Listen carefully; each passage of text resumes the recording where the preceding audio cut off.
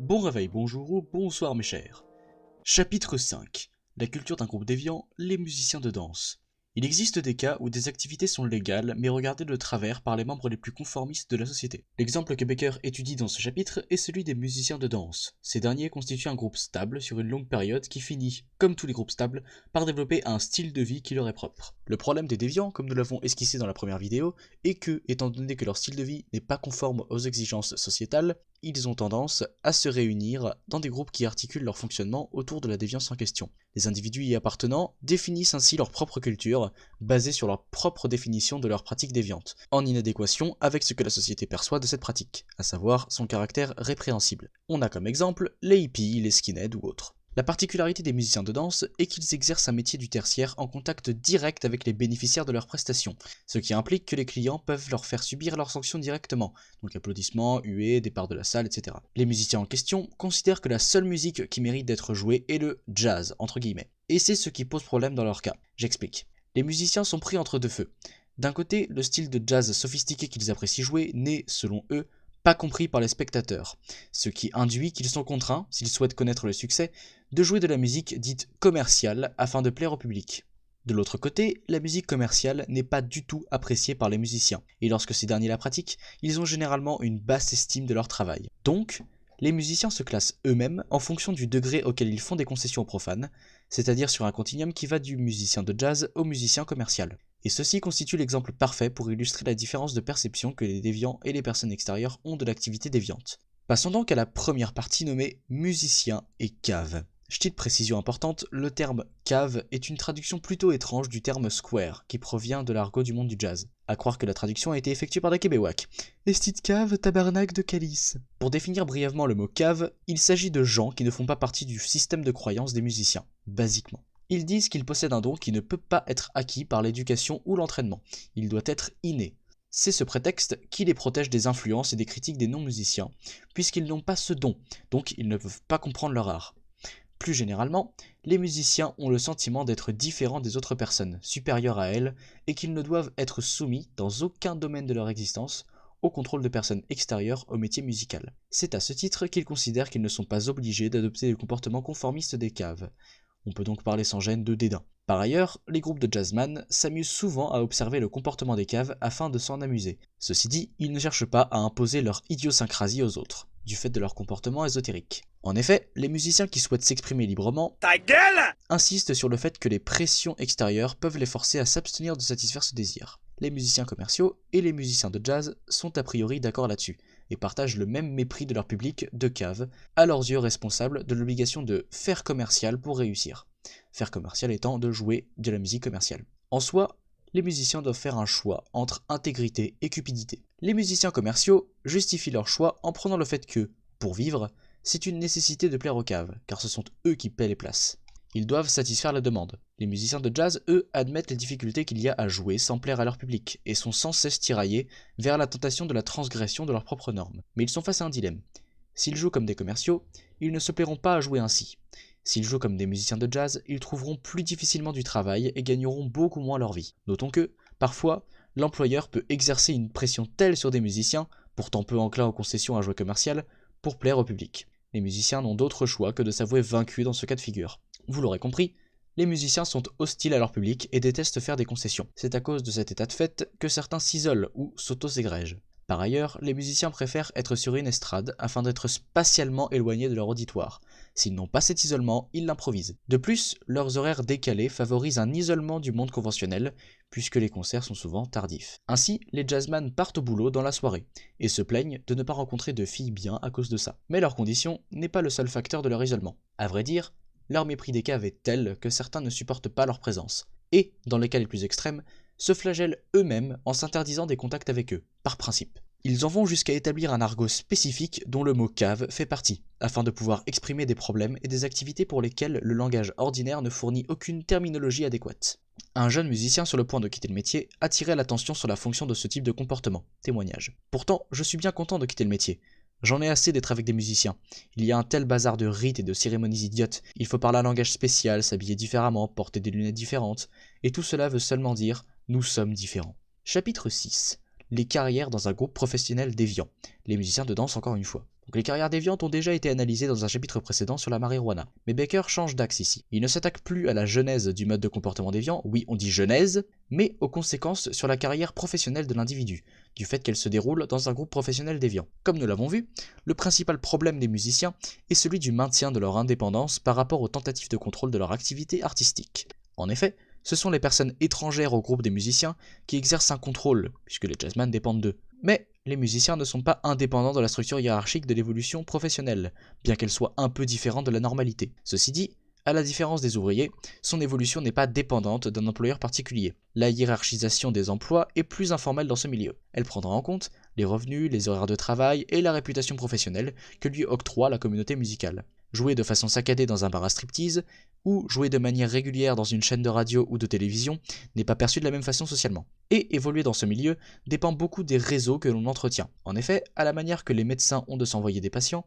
les musiciens recommandent d'autres musiciens à leurs patrons quand ces derniers sont en galère. De cette manière, ils signent un contrat tacite qui oblige le bénéficiaire de la prestation à rendre l'appareil à l'avenir.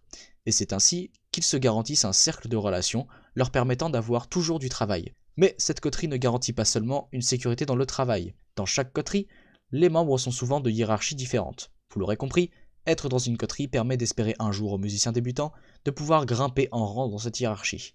Mais il s'avère que, plus les musiciens montent dans la hiérarchie, plus ils ont tendance à jouer commercial, ce qui pose un problème éthique déjà évoqué, intégrité ou cupidité. Les musiciens qui choisissent d'ignorer les pressions commerciales ne peuvent parvenir aux emplois qui procurent le prestige et les revenus les plus élevés, ni agréger à ces coteries, les plus prestigieuses, qui leur assureraient la sécurité et des occasions de mobilité. Baker note que peu de musiciens font ce choix. À des degrés divers, la plupart acceptent des compromis. Lorsque le musicien est soumis au dilemme de jouer commercial pour réussir ou non, il doit se remettre en question.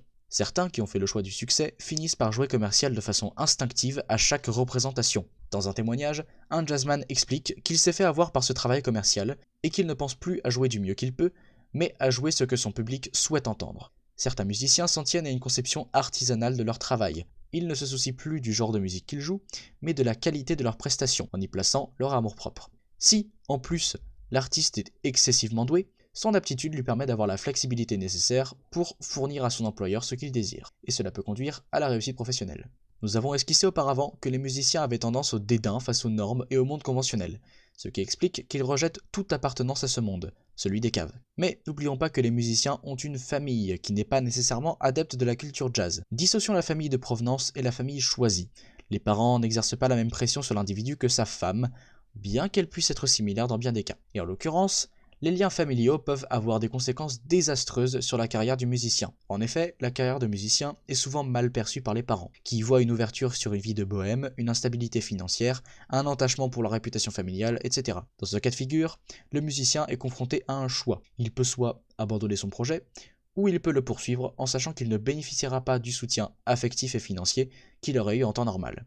Une fois que le musicien s'est trouvé une femme, il sera confronté de nouveau aux exigences sociétales. Sa femme n'est généralement pas musicienne et attend de lui qu'il soit un compagnon normal, ce qui n'est pas du tout en adéquation avec ses exigences de travail. Le mariage induit donc un conflit continuel qui résultera à une décision finale quant à la poursuite ou l'interruption de la carrière du mari. L'autre contrainte qui pèse sur cette dernière est la contrainte économique. Le salaire du jazzman est très incertain, et il peut soit décider de prendre un travail de jour afin de se garantir une stabilité financière, ou alors il peut être fortement incité à devenir commercial s'il veut conserver son activité de musicien. Chapitre 7. L'imposition des normes. Dans le chapitre précédent, nous avons vu quelles conséquences pouvaient avoir les normes. Maintenant, il est temps de nous intéresser à leur imposition. Il s'agit ici de savoir quand on établit des normes et quand on les fait respecter. En effet, ce n'est pas parce qu'une norme existe qu'elle est nécessairement en vigueur. Elle n'est appliquée que grâce à la vigilance permanente d'un groupe abstrait. Pour faire respecter les normes, il faut que quelque chose déclenche le processus. Premièrement, il faut que quelqu'un punisse le coupable. Deuxièmement, il faut que ceux qui souhaitent que la norme soit appliquée attirent l'attention des autres sur l'infraction, de façon à ce qu'elle ne puisse plus être négligée. Troisièmement, pour crier au voleur, il faut un intérêt personnel comme motivation. Enfin, le type d'intérêt personnel, la nature de la démarche entreprise et l'exposition donnée à la transgression se combinent avec le degré de complexité de la situation pour faire ou non appliquer les normes. Un exemple qui valide sa thèse est l'exemple de certains ouvriers dans une usine. Les travailleurs étaient payés à la pièce et donc s'arrangeaient pour produire davantage en brisant certaines normes. Par exemple, ils n'avaient pas le droit de conserver les outils qui ne leur servaient pas sur l'instant près d'eux. Et lorsque cette norme fut appliquée, les magasiniers l'ont suivie. Mais ces derniers se sont rendus compte que cela entraînait des plaintes au guichet du magasin à outils, ce qui rendait leur tâche plus difficile. Ils ont donc choisi de ne plus faire appliquer cette mesure, parce qu'il y avait un intérêt mutuel entre deux groupes à l'enfreindre.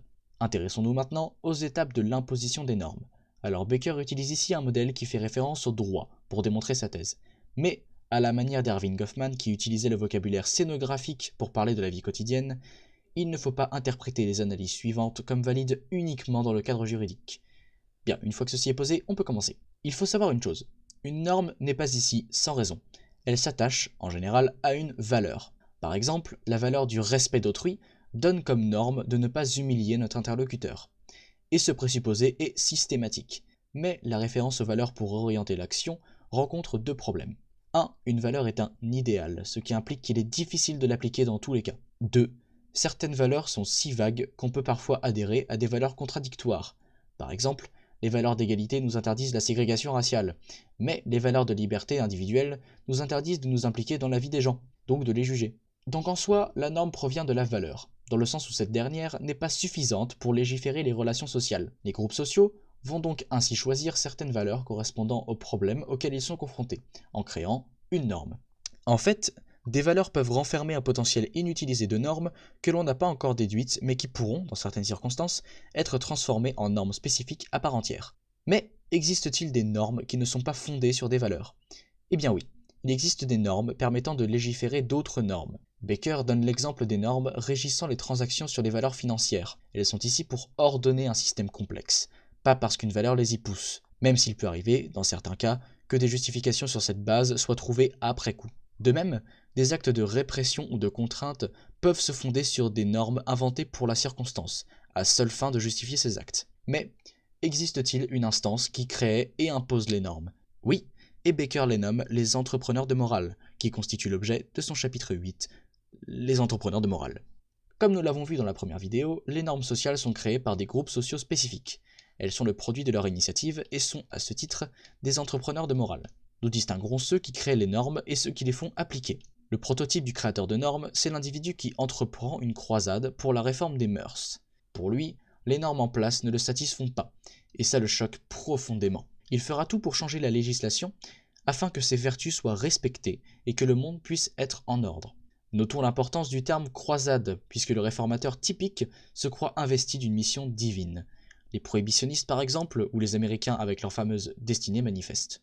Bon, présenté comme ceci, on peut croire que les créateurs de normes sont des mouches de coche. Mais ne soyons pas caricaturaux. La plupart des croisades morales ont un fond humanitaire et altruiste. Les abolitionnistes n'essayaient pas uniquement de contraindre les maîtres d'esclaves, mais aussi d'améliorer le sort des esclaves eux-mêmes. D'ailleurs, la plupart des croisés ont un dévouement tel qu'ils s'investissent dans d'autres causes que leur spécialité. Regardez Émeric Caron, engagé dans le véganisme, mais pourtant pas tellement neutre sur d'autres sujets. Parlons du destin des croisades morales. En effet, elles peuvent aussi bien avoir un grand succès, comme elles peuvent se vautrer lamentablement. Donc campagne pour la suppression de l'usage du tabac, manifestation contre le mariage homosexuel en France, etc. Une des conséquences d'une croisade victorieuse est bien sûr l'instauration de la norme et des mécanismes permettant son application. Mais il y a une autre conséquence, plus cachée. Quand un individu a réussi à établir la norme pour laquelle il militait, il se retrouve au chômage. Bah oui, sa préoccupation est devenue son occupation. Mais lorsque sa préoccupation n'a plus lieu d'être, son occupation s'en voit supprimée. Il peut donc essayer de trouver une autre cause à défendre, ce qui l'amène à devenir un professionnel de la découverte des injustices à réparer, les SJW par exemple. Maintenant, la croisade qui échoue. Elle peut échouer soit parce qu'elle ne recueille pas assez d'adhérents, soit parce que ses objectifs, une fois atteints, sont remis en cause. Elle peut par la suite, soit abandonner sa cause et investir son énergie dans la préservation de ce qui reste de l'organisation mise en place, ou alors se cramponner à sa mission de moins en moins populaire.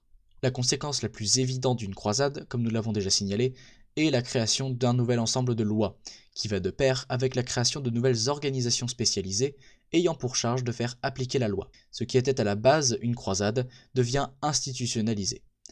Et l'institution qui prend généralement la relève est la police. Il faut donc comprendre leurs intentions et leurs intérêts là-dedans. Les policiers peuvent très bien être activistes du bien en extirpant le mal et en le punissant. Mais dans la plupart des cas, ces derniers ont une approche objectiviste de leur métier, c'est-à-dire qu'ils écartent toute considération subjective. Ils cherchent à faire appliquer la loi, pas à la discuter. Cette institution oscille entre deux formes d'affirmation. La première, la solution est proche, pour donner de l'espoir aux membres. La deuxième, le problème est peut-être plus grave que prévu, pour demander un effort accru aux membres pour maîtriser le problème. En bref, les normes et les infractions à celles-ci ne naissent pas sans l'initiative d'autrui.